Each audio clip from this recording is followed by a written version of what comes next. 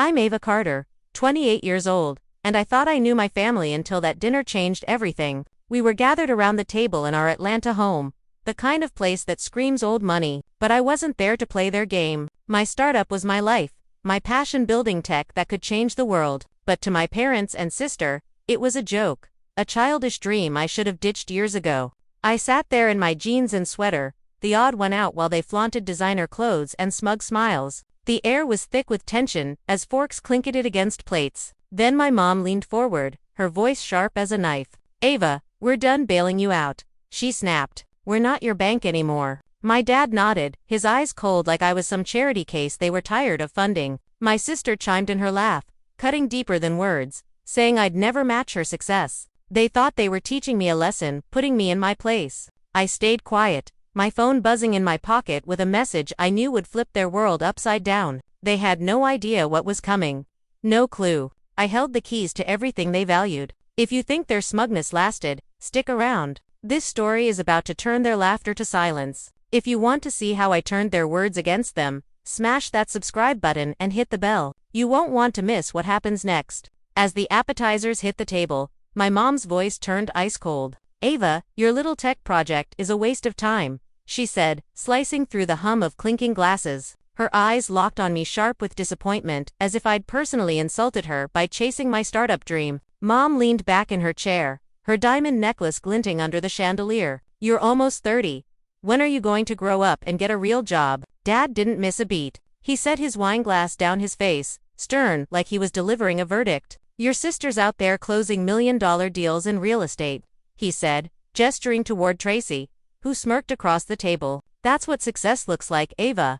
Not some app that hasn't made a dime." His words stung, but I kept my face neutral, my hands folded in my lap. I wasn't about to give them the reaction they wanted. Tracy, of course, couldn't resist piling on. She tossed her hair, her gold bracelet, catching the light, and launched into a story about her latest triumph. "Just signed a contract for a downtown condo project," she bragged, her voice dripping with pride. "7 figures, Ava, that's the kind of money you'll never see chasing your silly dreams." She laughed, a sharp cutting sound that made my stomach twist. "You're still living off our scraps, aren't you? Always needing a handout." Mom nodded, her lips pursed. "We've been too soft on you," she said, folding her napkin with deliberate precision. "Tracy's right. You can't keep leeching off us forever." The accusation landed like a punch, but I didn't flinch. I'd heard this before. Every family gathering, every holiday, the same tired script. They thought I was the weak link of failure who'd never measure up to their polished high society standards.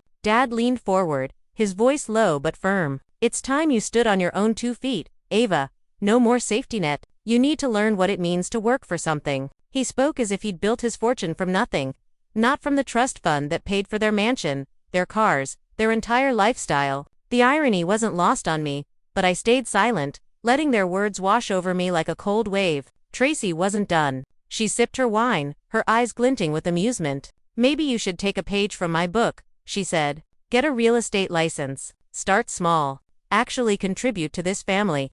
Her tone was patronizing, like she was talking to a child. "You're not cut out for this startup nonsense. It's embarrassing, honestly." I clenched my jaw, my fingers tightening around the edge of my chair. Their words weren't new, but they cut deeper tonight, each jab a reminder of how little they thought of me. They saw me as a dreamer, a burden, someone who'd never amount to anything, but I wasn't here to argue or beg for their approval. I felt the weight of my phone in my pocket, a silent promise of what was to come. They thought they held all the cards, that they could dictate my future with their money and their judgment. The dining room buzzed with their confidence, their smug certainty that they were in control. Mom's sharp glances, Dad's condescending tone, Tracy's mocking laughter. They were so sure of themselves, so convinced they'd put me in my place. I let them talk. Let them dig their own grave with every word. They had no idea I was about to rewrite the rules of their game. When everyone raised their glasses for a toast, my phone buzzed with a message. I glanced at the screen, my pulse quickening as I saw the name Margaret Lee, the trust fund manager. Her text was brief but heavy. "Approve monthly allowances for Edward, Nancy, Tracy Carter, $20,000 each." I slipped the phone back into my pocket, the weight of what was coming settling over me. Their sharp words from earlier, their smug confidence still burned in my mind. They thought they'd put me in my place, but the truth was about to hit them hard. I caught Shannon Reed's eye across the room. My best friend and startup partner knew the stakes. She'd been with me through every late-night coding session, every investor pitch, every moment of doubt. I gave a subtle nod and she slipped away from her conversation, joining me near the bar. "They're in for a shock," she whispered, her voice low but buzzing with anticipation. "They don't know you're the one calling the shots."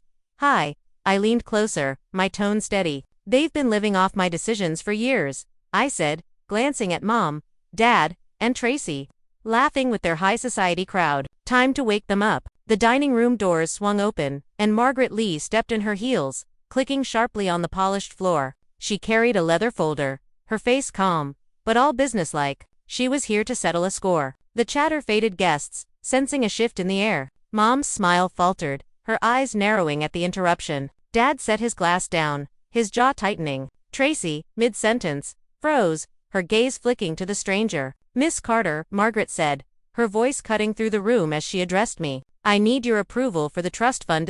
She opened the folder, revealing documents stamped with the trust's seal. Every head turned to me, the silence thick with confusion. Dad let out a sharp laugh, dismissive. "This is nonsense," he said, his tone booming. "Ava managing the trust. She's just a dreamer with a failing app." Mom chimed in, her voice tight. "You're mistaken, Margaret. Our daughter doesn't handle our finances. She can't even handle her own." Tracy smirked, crossing her arms. "What's this? Some kind of prank?" she said, her tone dripping with scorn. "Ava controlling our money. She's a nobody." Margaret didn't flinch. She slid a document across the table, pointing to a highlighted line. "Miss Ava Carter has been the sole trustee of the $20 million Carter Family Trust since age 25.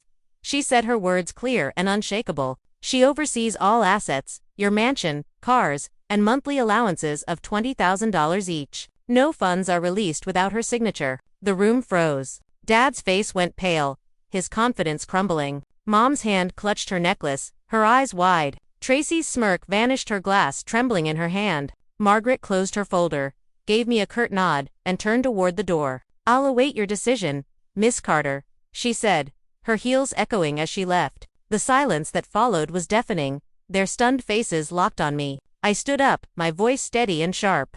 "For 3 years, I've approved every dollar you've spent," I said, meeting their eyes. "Your cars, your vacations, Tracy's condo deals, all of it rests on my signature. You thought you were in control, but it's always been me." Their world was unraveling, and I was just getting started. As dessert was served, my phone buzzed again. I pulled it out, ignoring the clatter of plates and the forced chatter around the table. The screen lit up with a message from Paul Carter, the bank manager who handled the trust's transactions. "Confirm. Hold on all Carter family allowances," it read. My fingers hovered over the reply button, my pulse steady. Despite the weight of the moment, they'd spent years treating me like a failure, but now it was time to show them the cost of their arrogance. I stared down at my phone, Paul's words still glowing on the screen. One tap and their entire world shifted. For the first time that evening, I allowed myself a small, controlled smile. Tracy noticed, her eyes narrowing. She could sense the change, but she had no idea how deep it went. She tried to recover, her voice strained. "You're bluffing, Ava. You wouldn't dare cut us off. You'd sink with us." Her words were shaky, more like a plea than a threat. I leaned back in my chair, letting the silence build, then spoke evenly. "The difference between us, Tracy, is that I've built something of my own. You've built nothing without me signing the checks behind you." Mom's face hardened, but I could see the crack forming in her composure. "Ava, don't throw away your family over pride," she said, trying to steady her tone. "We can work this out quietly. Don't embarrass us like this." I met her gaze without blinking. "Family," I repeated. "Family doesn't tear you down every chance they get. Family doesn't sabotage investors just to keep me small. That was never about protecting MIT, was about control." Dad shifted in his chair, his voice lower now, almost weary. "You don't know what it takes to protect a legacy. You're playing with fire, Ava. Don't think you can run this family with some app and a bank signature." That was when I stood. The chair scraped loudly against the polished wood floor, the sound cutting through the room. Every guest turned toward me, hushed. I held my phone up not for their approval, but as a reminder. "This is more than an app," I said. "This is the future. And the irony is, you've all been living on my decisions while mocking me for making them." Tracy's voice cracked as she fumbled for an answer. "We can't just, you can't," but the panic in her eyes told me she understood. The safety net was gone. Shannon appeared at my side, her hand steady on my arm. She didn't need to say a word. She'd been waiting for this moment as much as I had. Together, we turned toward the dining room doors. I paused, just long enough to deliver the final blow. No more allowances. No more handouts. From tonight forward, you learn what it means to build something on your own. Consider it your first lesson in the real world. And with that, I walked out, their silence chasing me down the marble hallway. For the first time in years, I wasn't the one on trial. They were, and their verdict was already written in the empty accounts I'd just locked down. I looked down at my phone, Paul's message still on the screen. One tap, and everything they relied on vanished. Tracy's laugh faltered. You're bluffing. I shook my head. For 3 years, I've signed every check. Tonight, that ends. Mom tried to soften her voice. Ava, don't do this. We're family. I met her eyes. Family doesn't sabotage and mock. You wanted me to grow up. Fine, now you do too. I stood, slipping the phone into my pocket, and walked out. Their silence told me everything without me. Their empire was already crumbling.